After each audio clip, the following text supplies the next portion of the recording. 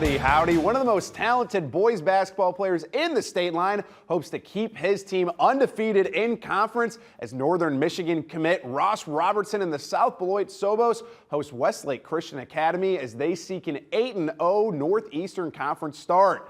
Robertson just recently broke the IHSA record for most career field goals in state history at South Beloit, and the Sobos came to cook Thursday. Sophomore Colton Porter gets South Beloit on the board with the three. Now you can't miss this one. How about Robertson's first points of the game coming off the alley-oop assisted by Trudane Peterson? How about that there? Robertson doesn't stop either. Sobos feed him. He goes up, misses, grabs his own board and goes right back up for the hoop in the harm and one.